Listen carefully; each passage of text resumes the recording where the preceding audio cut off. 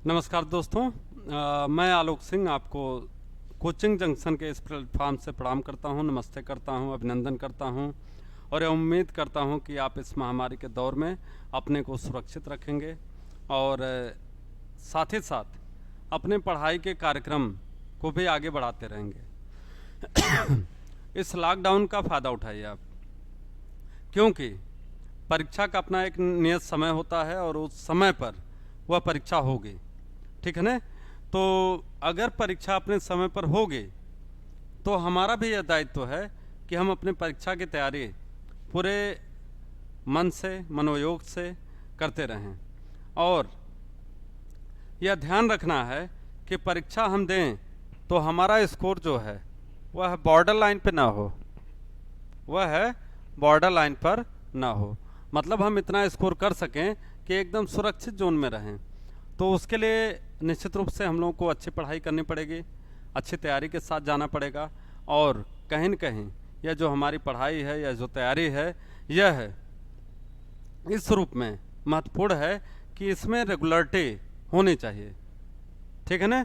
तो आप वीडियो को देखते रहें, लोगों को शेयर भी करें ताकि अन्य लोग भी कम से कम साथ जुड़ें और वह भी पढ़ाई लिखाई के कार्यक्रम को आगे बढ़ाएं। बहुत सारे चैनल चल रहे होंगे, लेकिन मामला यह है कि क्वालिटी टाइम कहाँ पर, किस चैनल के द्वारा हम कितना यूटिलाइज कर पा रहे हैं।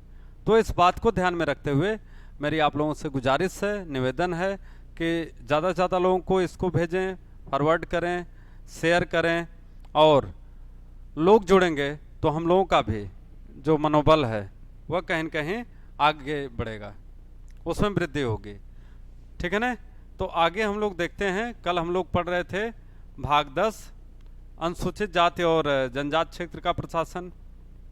इसके बाद उसके अंतर्गत अनुच्छेद 244 में हमने देखा कि आसाम, मेघालय, मिजोरम और त्रिपुरा के प्रशासन की बात हो रही थी। फिर उन 4 राज्यों को छोड़कर अन्य राज्यों में जहां जनजातियां निवास करती हैं उनके प्रशासन की बात हो रही थी। फिर 244 क में असम के कुछ जनजातीय क्षेत्रों के लिए विशेष उपबंध की बात की गई है, यह भी हमने यहाँ पर पढ़ा वो 244 क के अंतर्गत।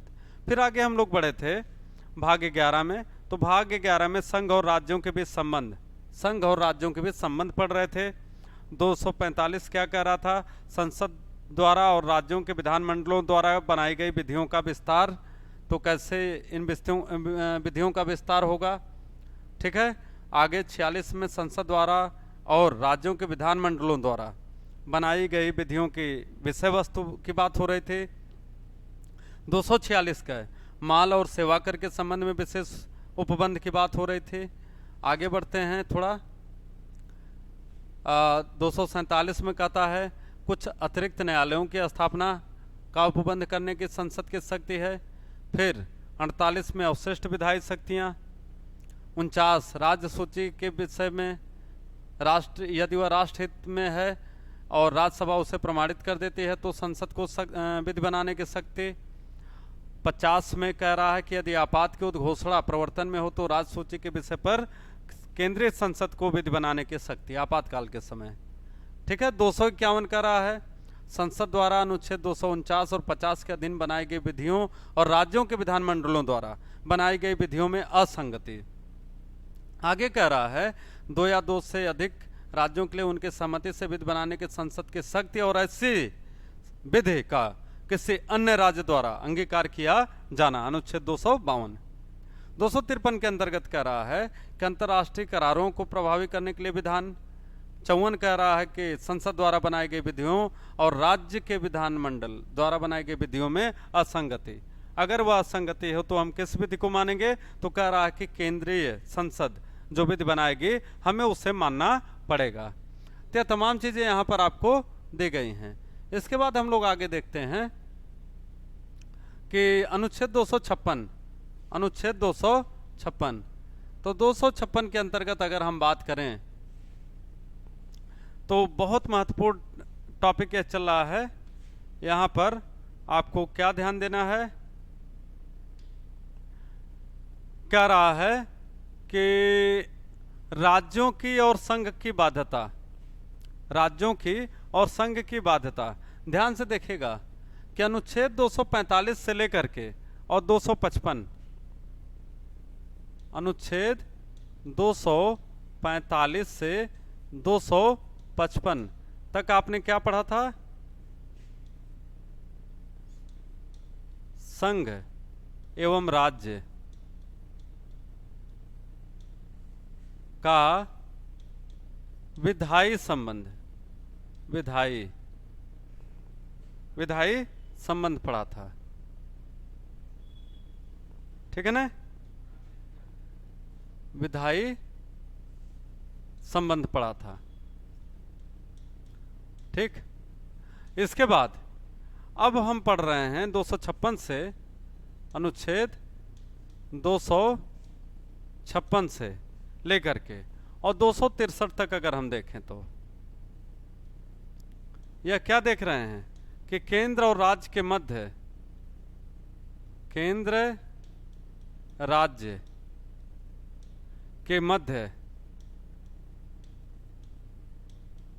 प्रशासनिक संबंध, कौन सा?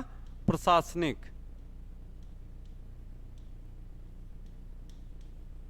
ठीक है ना? Administrative relation between union and state, यह हम लोग यहां पर पढ़ रहे हैं, ठीक है। तो इस के अंतर्गत अगर हम बात करें, इसके अंतर्गत अगर हम लोग यहां पर बात करें तो कह रहा है कि राज्यों की और संघ की बाध्यता, तो कहता है कि जो प्रशासनिक संबंध होंगे तो उसके अंदर राज्य और संघ दोनों की अपनी कुछ बाध्यताएं होंगी। बाध्यताएं क्या हैं? कि राज्य जो है किसी भी ऐसी योजना का क्रियान्वयन, ऐसे नीतियों का क्रियान्वयन नहीं करेगा कि जो कहीं भी वह केंद्र से उसका विरोधाभास हो। तो संघ अपने क्षेत्र में जो है नियमों का निर्माण करेगा, सृजन करेगा, और जो राज्य जो है वो अपने क्षेत्र में। तो दोनों के अपने अधिकार क्षेत्र बटे हुए हैं और दोनों ही एक दूसरे के मामले में बाधा का काम नहीं करेंगे, ठीक है ना? तो बहुत सारे ऐसे प्रशासनिक संबंध है जहां पर आप देखते हैं कि राज्यों में केंद्र के तमाम पदाधिकारी नियुक्त होते हैं। जैसे हम यूपीएससी की बात कर लेते हैं तो यूपीएससी में बहुत सारे अधिकारी होते हैं, वह किसकी सेवा करते हैं? वह राज्यों की सेवा करते हैं। राज्य का कैडर होता है उनका, राज्य का। तो जब यह राज्य के कैडर किसी राज्य में जाते हैं तो केंद्र के प्रतिनिधि के रूप में जाते हैं, लेकिन केंद्र के प्रतिनिधि के रूप में जब यह जाते हैं तो कहीं न कहीं इनका उत्तरदायित्व राज्य सरकार के तरफ होना चाहिए। इनका जो रिस्पॉन्सिबिलिटी है, इनके जो अकाउंटेबिलिटी है, वह किसके लिए ज़्यादा होनी चाहिए? राज्य सरकार के प्रति, ठीक है ना?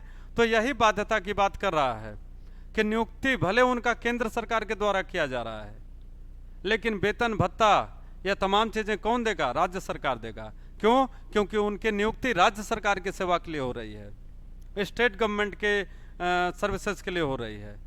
तो उनका जो वेतन है, जो भत्ता है, जो सेवा की शर्तें हैं, या बहुत सारी चीजें राज्य सरकार के हिसाब से उसको दी जाती हैं। तो दोनों ही अपने अपने क्षेत्र में कार्य तो करेंगे, लेकिन एक दूसरे के लिए कभी भी बाधा बनने का काम नहीं करेंगे। तो दोस्तों, इस चीज को आपको कहां पर पढ़ना है? तो हमने कहा केंद्र राज्य प्रशासनिक संबंध, केंद्र राज्य प्रशासनिक संबंध, प्रशासनिक संबंध, ठीक है ना? केंद्र राज्य प्रशासनिक संबंध के अंतर्गत पढ़ना है इससे। तो अनुच्छेद 256 सीधे सीधे यह क्लियर कर रहा है कि कैसे केंद्र और राज्य दोनों की अपनी कुछ बाध्यताएं होती हैं और दोनों को एक दूसरे के साथ तारतम्य बना के कोऑर्डिनेट करते हुए आगे कार्य करना होता है, ठीक है? तो इस चीज को आपको याद रखना है। दूसरी बात यहां पर बता रहा है अनुच्छेद 257 के अंतर्गत, तो कहता है कि कुछ दशाओं में राज्यों पर संघ का नियंत्रण, कुछ दशाओं में राज्यों पर संघ का नियंत्रण। तो कहता है कि बहुत सारी ऐसी नीतियां होंगी, बहुत सारी ऐसी नीतियां होंगी, बहुत सारे ऐसे क्षेत्र होंगे बहुत सारी ऐसी योजनाएं होंगी जो केंद्र सरकार के द्वारा लागू की जाती हैं, और जब केंद्र सरकार किसी भी योजना को लागू करती है और वह राज्यों के लिए लागू करती है तो उसकी वह योजना भारत के समस्त राज्यों के ऊपर लागू मानी जाती है। केंद्र सरकार के द्वारा दिया गया कोई भी आदेश केंद्र सरकार द्वारा दिया गया कोई भी आदेश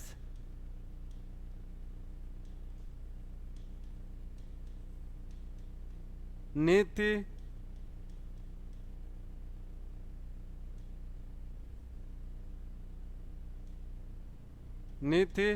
आदि को जब लागू किया जाता है तो हमने कहा कि यहाँ पर कहीं न कहीं किसका नियंत्रण होता है, तो केंद्र सरकार का नियंत्रण होता है। फिर अभी हमने कहा आपसे कि जो यूपीएससी के जो पदाधिकारी होते हैं, तो कोई भी राज्य यह नहीं कर सकता है कि हम केंद्र द्वारा नियुक्त अधिकारियों को अपने यहाँ नियुक्त नहीं होने देंगे, या हम बगैर केंद्र सरकार के नियुक्त किए गए अधिकारियों के बिना कार्य करेंगे। बिल्कुल नहीं। भारतीय संविधान यहाँ पर राज्यों को यह अधिकार नहीं देता है। राज्यों की अपनी सीमाएं हैं, और उनकी सीमा क्या है कि राज्य जब भी कोई नीति बनाएगा, जब भी कोई योजना लागू करेगा, तो वह इस प्रकार से बनाएगा कि वह केंद्र के किसी भी योजना अथवा नीति के विरोध में न खड़ा हो। ठीक है ना। उसके जैसी अन्य योजना राज्य बना सकता है, वह स्वतंत्र है, लेकिन किसी योजना का निर्माण इस आधार पर नहीं करेगा कि उसे केंद्र सरकार की योजना के विपरीत कोई अन्य योजना जो है लागू करनी है।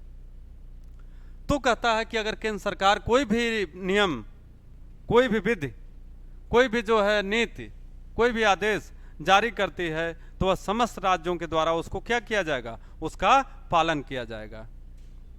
दोस्तों, यह बहुत स्पष्ट जो है अनुच्छेद 257 के अंतर्गत 257 के अंतर्गत यह दिया गया है। ठीक है ना। तो इसको बहुत इंपॉर्टेंट पार्ट यह चल रहा है, हमने कहा, और इसे आपको ध्यान देना है। ठीक है। अनुच्छेद 258 क्या कह रहा है?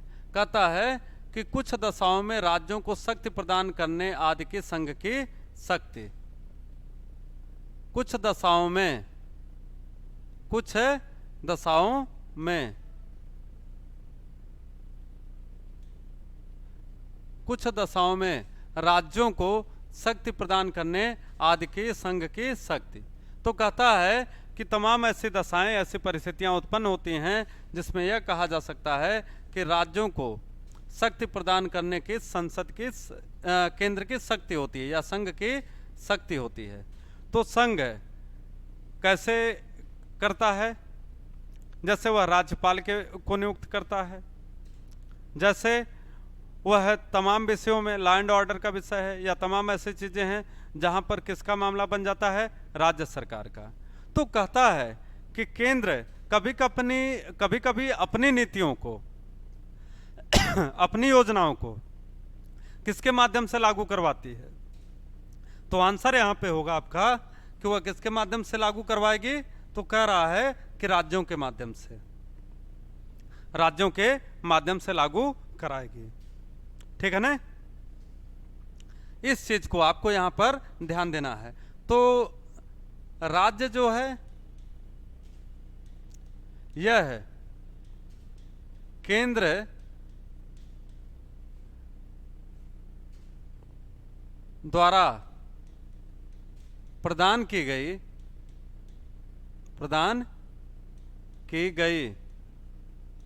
शक्तियों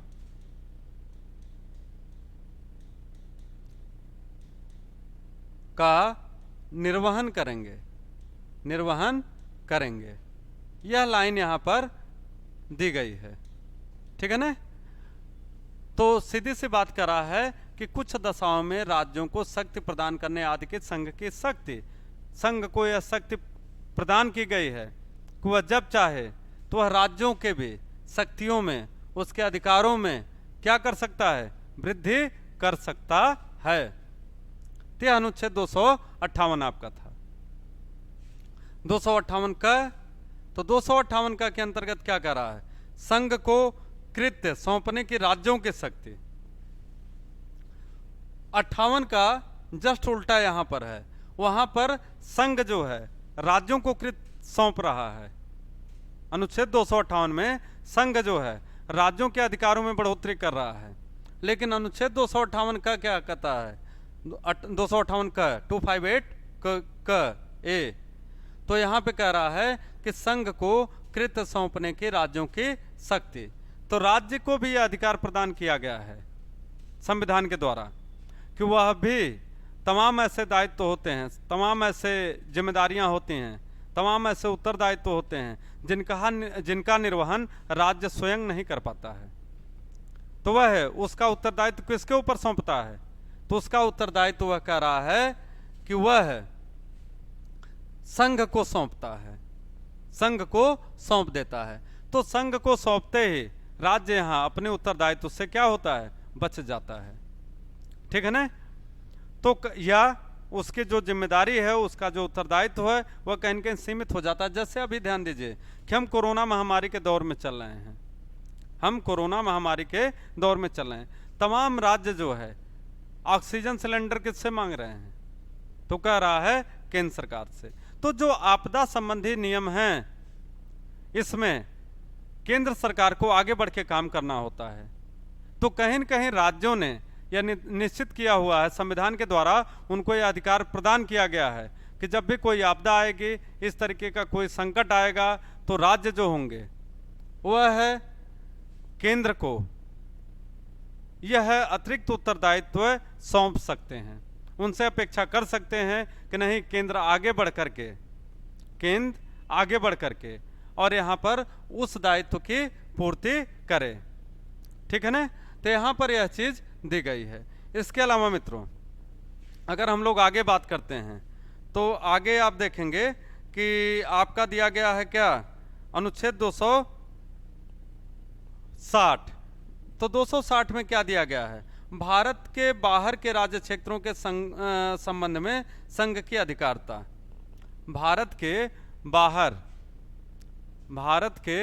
बाहर के राज्य क्षेत्रों के संबंध में संघ की अधिकारता। ऐसे तमाम राज्य हैं, ऐसे तमाम क्षेत्र हैं, ऐसे कहा जा सकता है कि ऐसे तमाम क्षेत्र हैं कि जो भारत के संघ के अधीन नहीं हैं, भारतीय संघ के अधीन न हो। ठीक है ना। ऐसे तमाम राज्य हैं जो कह रहा है कि भारतीय संघ के अधीन न हो, वह भारत के बाहर के राज्य क्षेत्रों के संबंध में संघ की अधिकारता। तो वहां पर कह रहा है कि संसद को वहां पर विधि बनाने का अधिकार है, या ऐसे तमाम क्षेत्र हैं जहां पर यह कहा जाता है कि वो भारत के किसी राज्य से जुड़े नहीं हैं, एक स्वतंत्र अस्तित्व है, उनका स्वतंत्र भाग हैं, लेकिन अगर वहां चाहे तो भारत के राष्ट्रपति को, यहां पर किसको अधिकार प्रदान किया जा रहा है कि भारत के राष्ट्रपति को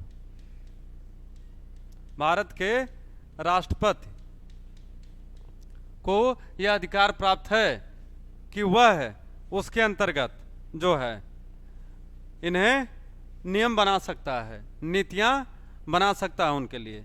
तो ऐसी नीतियों को उन राज्यों को पालन करना पड़ेगा। ठीक है ना। तो भारत के बाहर के राज्य क्षेत्रों के संबंध में संघ की अधिकारता। तो इस चीज को आप ऐसे देख सकते हैं कि क्या कह रहा है, यहां पर कह रहा है कि भारत सरकार किसी ऐसे राज्य क्षेत्र की सरकार से जो भारत के राज्य क्षेत्र का भाग नहीं है, करार करके ऐसे राज्य क्षेत्र की सरकार में निहित किन्हीं कार्यपालक, विधायी या न्यायिक कृत्यों का भार अपने ऊपर ले सकेंगे। तो इस चीज को यहां पर देखेगा बहुत स्पष्ट रूप से कहा गया है। ठीक है ना। तो कहता है कि कोई ऐसा क्षेत्र जो भारतीय संघ के अधीन नहीं है, तो वह चाहे विधायी कार्य हो, चाहे कार्यपालिका संबंधी कार्य हो, न्यायिक कार्य हो, वहां पर उसे विधि बनाने का अधिकार प्राप्त हो जाता है। तो भारत के राष्ट्रपति को यह अधिकार प्राप्त है कि वह ऐसे समय में विधियों का निर्माण करे। ठीक है, फिर आगे देखिए अनुच्छेद 261। अनुच्छेद 261 क्या कह रहा है? कह रहा है सार्वजनिक कार्य, अभिलेख और न्यायिक कार्रवाइयां। क्या कह रहा है? सार्वजनिक कार्य, पब्लिक वर्क, पब्लिक वर्क, अभिलेख और न्यायिक कार्रवाइयां।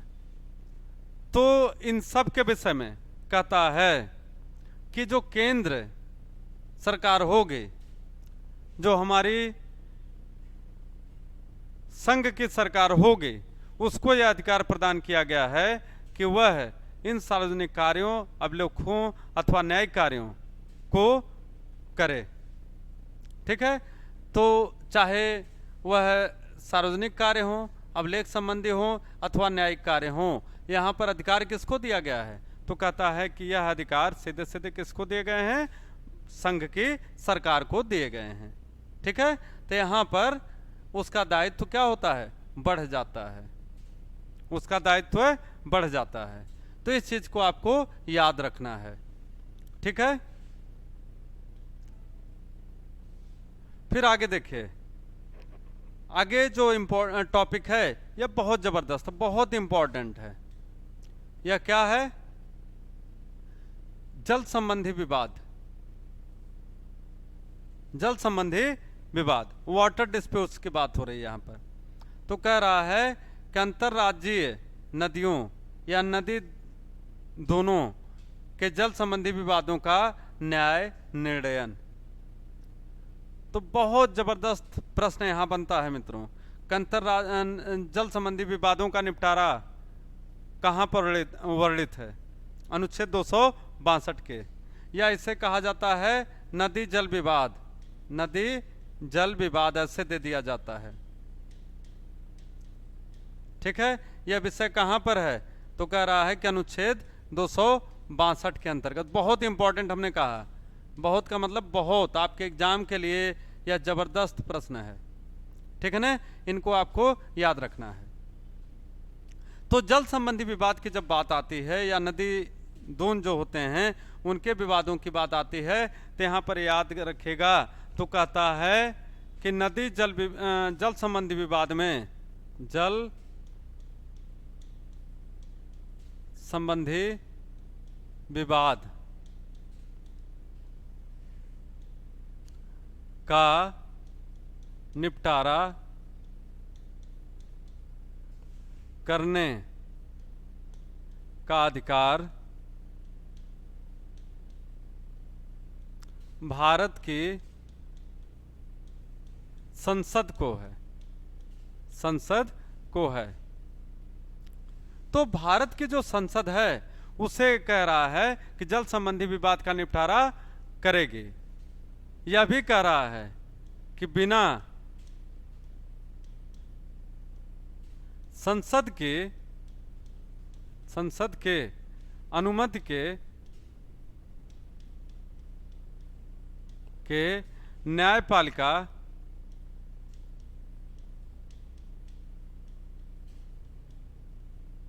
हस्तक्षेप नहीं करेगी, हस्तक्षेप नहीं करेगी। ठीक है ना, यह भी लाइन यहाँ पर बहुत स्पष्ट रूप से बताई गई है कि बिना संसद के अनुमति के न्यायपालिका हस्तक्षेप नहीं करेगी। तो मित्रों यहाँ पर ध्यान दीजिएगा, आप तमाम न्यायिक प्राधिकरण का नाम सुने होंगे। किसका? न्यायिक प्राधिकरण।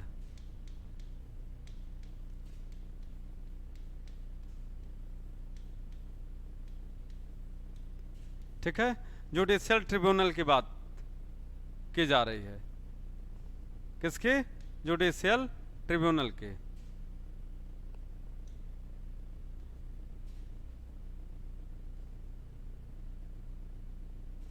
प्राधिकरण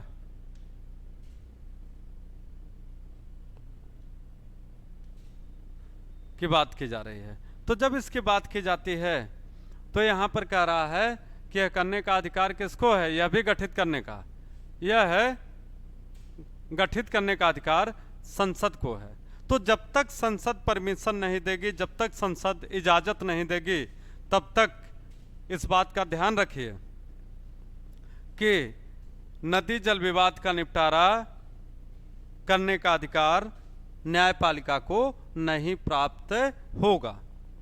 तो संसद समय समय पर विधि बना करके इस आयोग के, नदी जल आयोग के गठन को अंजाम दे सकती है और उसी के द्वारा लिया गया निर्णय ही मान्य होता है। किंतु यदि संसद चाहे और वह न्यायपालिका के हस्तक्षेप की बात को स्वीकार करे कि नहीं, न्यायपालिका को हस्तक्षेप करना चाहिए, तो वह एक प्रतिवेदन के माध्यम से, एक प्रस्ताव के माध्यम से, तब वह न्यायपालिका को उसमें हस्तक्षेप करने का इजाजत दे सकती है। ठीक है। आप बहुत सारे नदी जल विवाद का नाम सुने होंगे। तो यहां पर बात हो रही है प्रमुख नदी जल विवाद, प्रमुख नदी जल विवाद। ठीक है। और खास करके अंतर्राज्यीय, अंतर्राज्यीय का मतलब होता है कि ऐसी नदियां जो एक राज्य से दूसरे राज्य में बहती हैं। ठीक है ना। अंतर्राष्ट्रीय की बात नहीं हो रही है, अंतर्राज्यीय, इंटर स्टेट। ठीक है, इंटर स्टेट। तो जब इंटर स्टेट की बात हो रही है, इंटर स्टेट की बात हो रही है, तो यहां पर बहुत क्लियर कट यह कह रहा है कि ऐसे जो विवाद होंगे तो संसद ही सर्वे सर्वा होगी। प्रमुख विवाद हमने कहा कौन कौन से हैं, तो आपने नाम सुना होगा कावेरी जल विवाद, कावेरी जल विवाद। सबसे चर्चित मामला यह रहा है कावेरी नदी, जो आप जानते हैं दक्षिण भारत की। तो यह किसके किसके मध्य विवाद रहा है, इसके जल बंटवारे को लेकर के? इसका प्रमुख विवाद क्या था? कावेरी जल बंटवारा, कावेरी जल बंटवारा मैटर था। यह है तमिलनाडु, तमिलनाडु एवं कर्नाटका के मध्य, तमिलनाडु एवं कर्नाटका के मध्य यह विवाद चर्चित था। ठीक है। उसके बाद कृष्णा नदी जल विवाद,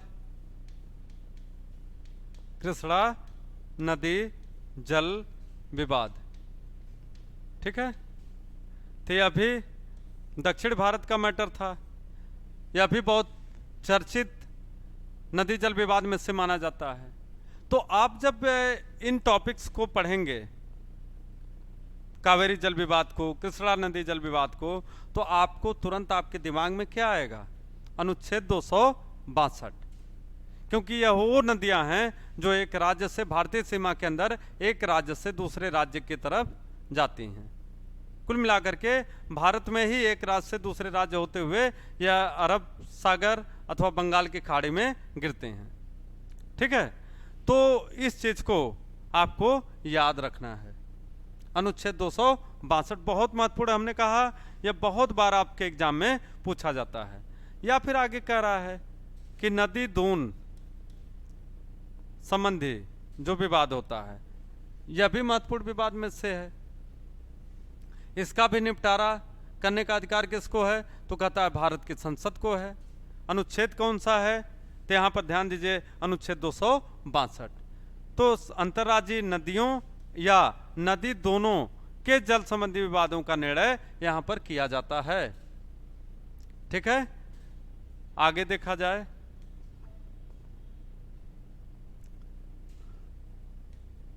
यहां पर कह रहा है कि राज्यों के बीच समन्वय, उसके लिए क्या उपबंध संविधान में दिया गया है? कह रहा है कि अंतर्राज्यीय परिषद के संबंध में उपबंध, अंतर्राज्यीय परिषद जिसे कहा जाता है inter state council, inter state council. ठीक है। इसमें क्या होता है? दो या अधिक राज्यों के मध्य विवाद को निपटारे हेतु अंतर्राज्यीय परिषद का गठन किया गया है। ठीक है, तो अंतर्राज्यीय परिषद में आप देखेंगे कौन कौन शामिल होते हैं, तो कहता है प्रधानमंत्री एवं विभिन्न राज्यों के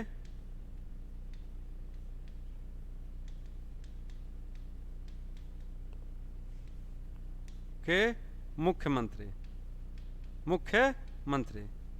तो इसका अध्यक्ष कौन होता है, तो कहता है प्रधानमंत्री। अंतर्राज्यीय परिषद के अंतर्गत जब इसका गठन किया जाएगा अंतर्राज्यीय परिषद का, तो उसका अध्यक्ष कौन होगा, तो कह रहा है भारत का प्रधानमंत्री इसका अध्यक्ष होता है। और साथ ही साथ प्रत्येक राज्य के जो मुख्यमंत्री होते हैं वह स्वतः ही इसके क्या होते हैं, सदस्य होते हैं। ठीक है, इसका काम क्या है, इसका काम है कि जब भी कभी दो या दो से अधिक राज्यों के मध्य कोई भी विवाद उत्पन्न होता है, तो उन विवादों का निपटारा करने हेतु हमारे संविधान निर्माताओं ने संविधान में किसका उपबंध किया, आंसर है अंतर्राज्यीय परिषद का, इंटर स्टेट काउंसिल का। तो अभी आपके एग्जाम में बहुत महत्वपूर्ण है, यह पूछा जाता है, लगातार प्रश्न यहाँ से बनता है।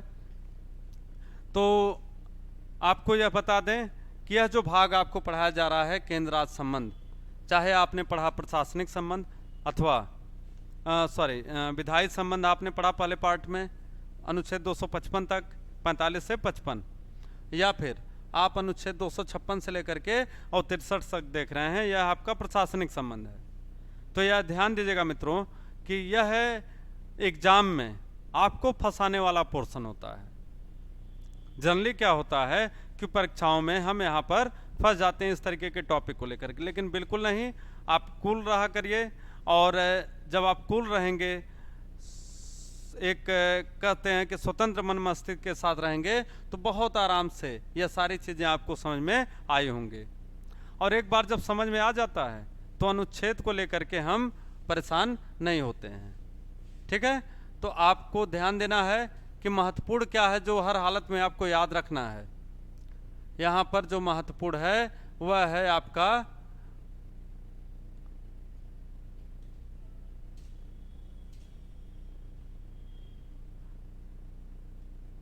अनुच्छेद 244, अनुच्छेद 244 का, ये दोनों इंपॉर्टेंट है। ठीक है ना, इसके बाद 245, इसके बाद हम आगे देखते हैं। तो आगे जब देखेंगे तो हमारे लिए हमने कहा कि महत्वपूर्ण क्या है आपके एग्जाम में, 247, अनुच्छेद 249, 250, यह बहुत महत्वपूर्ण है, बहुत महत्वपूर्ण। ठीक है ना, इसके बाद जो है आप देखिए, तो इस वाले पार्ट में जो प्रशासनिक संबंध है, इसके अंतर्गत आपको सबसे ज़्यादा जो पूछा जाता है अनुच्छेद 260, 258 और 262, 263, यह आपके एग्जाम के हिसाब से बहुत महत्वपूर्ण। और 262, 63 तो सबसे ज़्यादा महत्वपूर्ण कौन सा है, अनुच्छेद 244, 244 का अनुच्छेद 249, 250, अनुच्छेद 263, अनुच्छेद 262, यह महत्वपूर्ण है, यह आपको जरूर समझना है। जनरली प्रश्न यहीं से पूछे जाते हैं इस पार्ट में। और रिपीटेडली यह जानिए कि अगर आप सब्जेक्ट पढ़ रहे हैं, अगर आप जीएस पढ़ रहे हैं, और एक अच्छा एग्ज़ाम देने जा रहे हैं, जो आयोग से लिया जाने वाला एग्ज़ाम, खास करके अच्छा का मतलब जो आपका लोक सेवा आयोग एग्ज़ाम लेता है या संघ लोक सेवा आयोग एग्ज़ाम लेता है, या आप विषयों का एग्ज़ाम देने जाते हैं, तो यह अनुच्छेद ऐसे हैं जिनको हर हालत में आपको जानना पड़ेगा। ठीक है ना, इसके बगैर हमारा काम नहीं चलेगा, क्योंकि एग्ज़ाम में हमने कहा निश्चित रूप से यहाँ पे प्रश्न पूछे जाते हैं। ठीक है, तो खूब पढ़िए, मस्ती से पढ़िए, बहुत सारे लोगों को इस ऐप के विषय में बताइए, शेयर करिए, लाइक करिए, सब्सक्राइब करिए हमारे चैनल को, और ज़्यादा से ज़्यादा संख्या में जोड़ने का प्रयास करिए। और हमने आपसे बार बार वादा किया है कि इस प्लेटफॉर्म के माध्यम से आपकी पढ़ाई लिखाई में एक अच्छे, योग्य, अनुभवी टीचर के द्वारा, और ऐसे टीचर जो खुद एक अच्छे कॉम्पिटिटर रहे हैं, कुछ ऐसे हैं जो सिलेक्टेड भी हैं, तो वह सब जब आपको पढ़ाते हैं तो आपको कहीं न कहीं एक सही डायरेक्शन में लेकर के जाते हैं, सही दिशा में लेकर के जाते हैं। तो धन्यवाद, आपका दिन मंगलमय हो, एंजॉय करिए और केयर करिए अपना, मास्क ज़रूर लगाए रखिए, जब घर से बाहर हों, घर में रहें तो भी सुरक्षित रहें, गर्म पानी से लेकर के तमाम चीज़ों का सेवन करें। Okay, bye bye, take care.